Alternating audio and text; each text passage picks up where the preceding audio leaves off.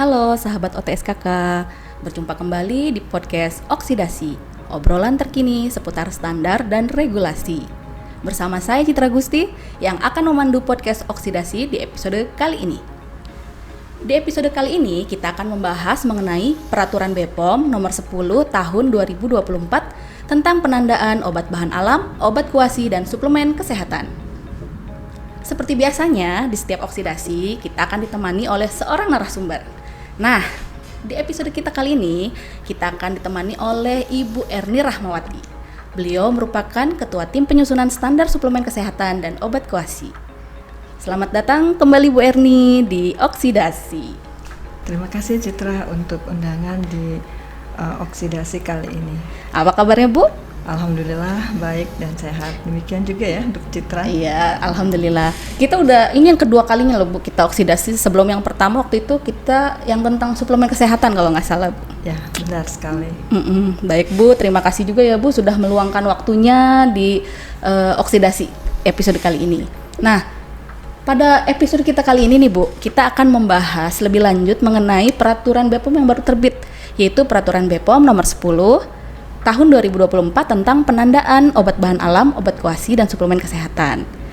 Nah, sebelum kita masuk nih ke pertanyaan yang lebih lanjut Bu, saya ingin tanya, bisa nggak sih Ibu ceritakan sebenarnya apa latar belakang pembuatan peraturan ini Bu? Oke, terima kasih Citra. Untuk latar belakangnya seperti kita tahu ya, sebenarnya untuk penandaan sudah ada di beberapa peraturan registrasi. Seperti registrasinya obat bahan alam, registrasinya suplemen kesehatan, dan registrasinya obat kuasi. Namun pengaturan untuk penandaannya sendiri hanya secara general, tidak secara spesifik. Makanya kemudian kita menyusun khusus untuk penandaan dalam Per BPOM yang baru terbit ini. Dan pada prinsipnya tujuan dari semua peraturan yang kita susun adalah untuk melindungi masyarakat dari penggunaan obat bahan alam, obat kuasi, dan suplemen kesehatan yang tidak tepat dan tidak rasional sehingga mungkin bisa membahayakan kesehatan. Baik Bu, terima kasih. Jadi tahu nih latar belakangnya. Nah, sekarang pertanyaan selanjutnya nih. Secara umum peraturan ini tuh mengatur tentang apa saja ya Bu? Oke, peraturan ini dibagi atas 5 bagian utamanya, yaitu tentang pengaturan penandaan secara umum, kemudian tentang kriteria dari penandaan, kemudian juga ada aspek pembinaan untuk pelaku usaha, kemudian juga ada terkait larangan, dan terakhir sanksinya. Baik kalau begitu. Nah, kita ceritanya lagi membahas peraturan tentang penandaan. Tapi sebenarnya penandaan itu apa ya Bu? Apa yang dimaksud dengan penandaan Bu? Baik, secara umum penandaan itu adalah informasi lengkap mengenai keamanan, khasiat, dan manfaat, dan cara penggunaannya, serta informasi-informasi lain yang berhubungan dengan produk yang biasanya dicantumkan pada etiket atau brosur yang disertakan pada kemasan. Dan jangan lupa penandaan itu juga bisa berbentuk gambar, tulisan, kombinasi keduanya, atau bentuk lain sebagai informasi terutama kepada penggunanya, yaitu konsumen obat bahan alam, obat kuasi, dan suplemen kesehatan. Nah, itu kan terkait definisinya ya Bu ya, apa itu penandaan. Kemudian untuk kriteria penandaannya sendiri seperti apa ya Bu? Baik, untuk kriterianya di dalam peraturan itu disebutkan penandaan itu harus memenuhi kriteria objektif, lengkap, dan tidak menyesatkan.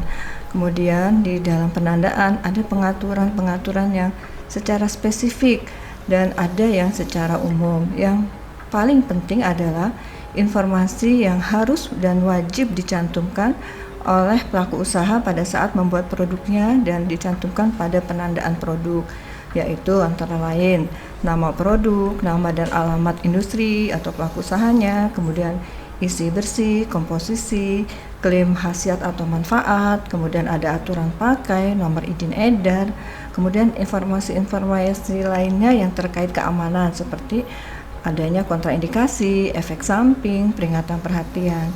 Dan harus juga nih dengan pengaturan yang saat ini harus ditulis juga 2D barcode-nya atau informasi lain yang harus dicantumkan sepanjang memenuhi ketentuan standar atau persyaratan keamanan dan mutu. Banyak juga ya Bu? Ya, cukup komplit ya. Iya. informasinya komplit sekali Bu.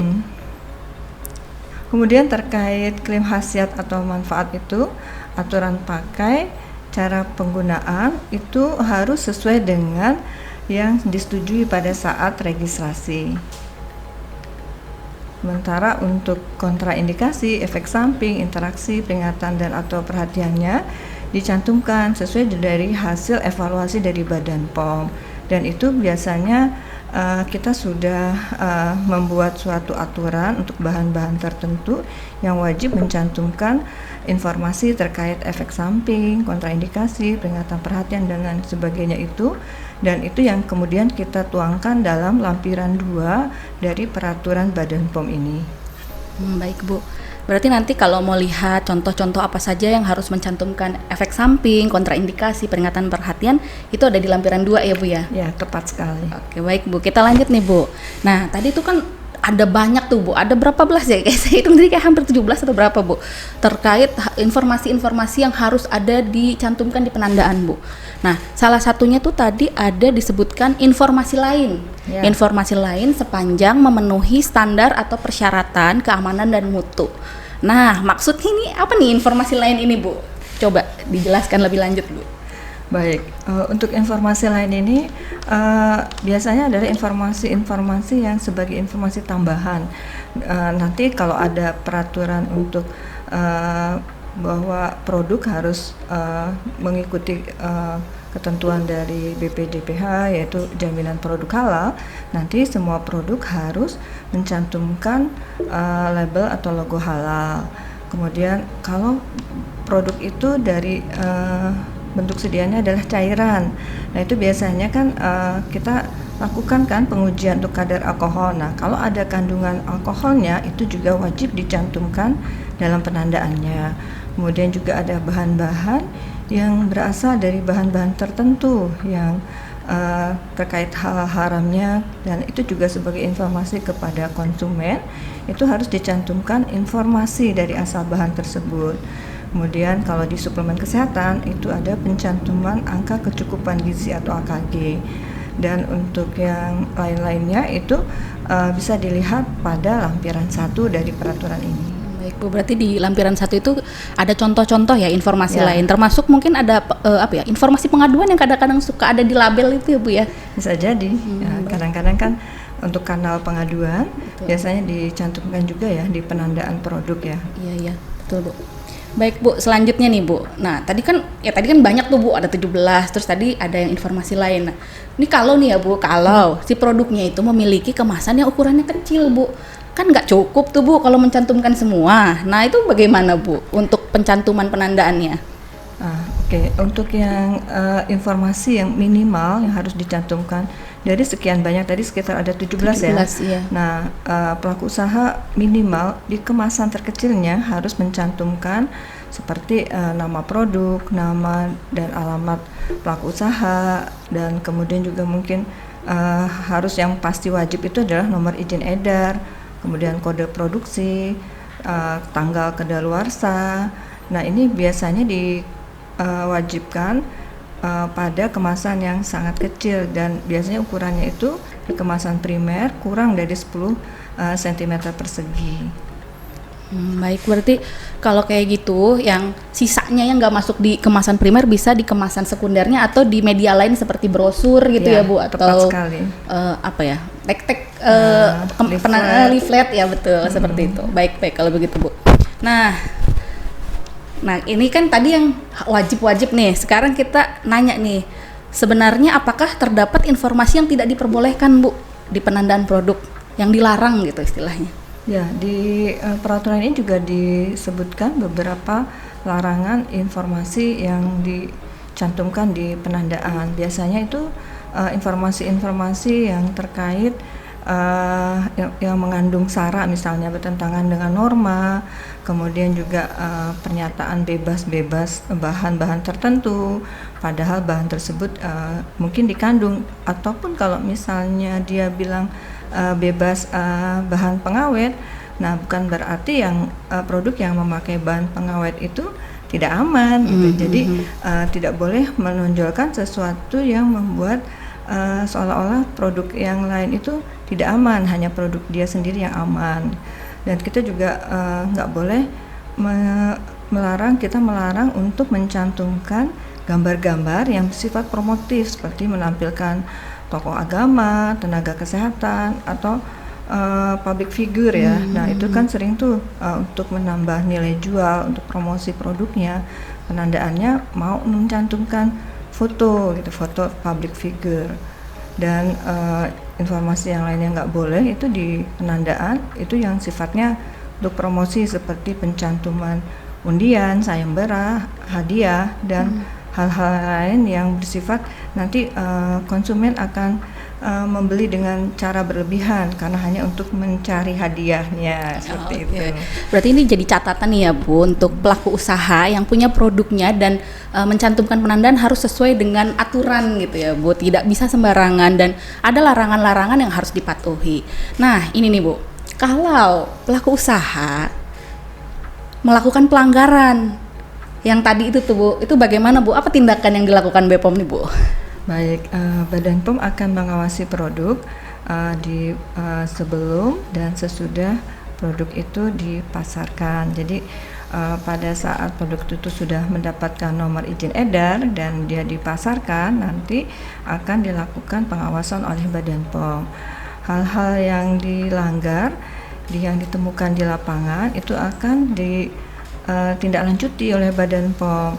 Tindak lanjutnya bisa bermacam-macam, misalnya pembinaan teknis, kemudian kalau pembinaan teknis nggak bisa, kemudian bisa dilakukan misalnya tindak lanjutnya, misalnya penarikan, atau kemudian bisa juga dengan pencabutan izin edar kalau pelanggarannya pelanggaran yang berat atau kritis.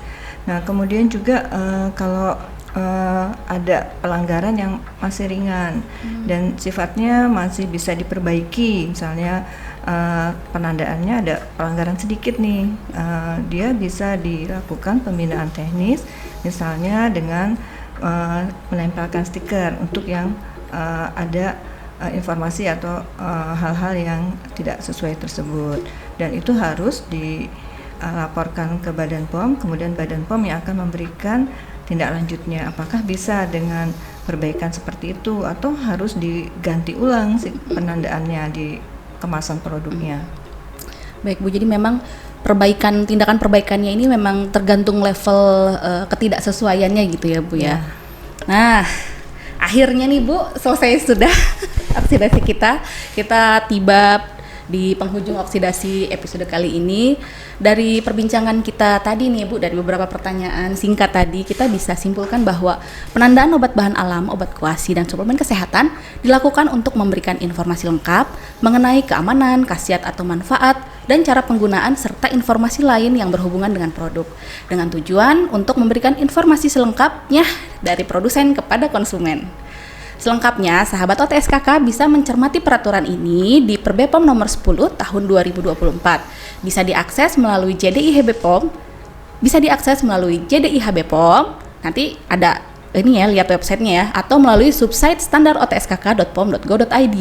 Nah, sebelum kita akhiri oksidasi episode kali ini, mau nanya nih, pesan-pesan terakhir nih Bu, bukan pesan-pesan terakhir, pesan-pesan yang Ibu mau sampaikan ke sahabat OTSKK terkait penandaan.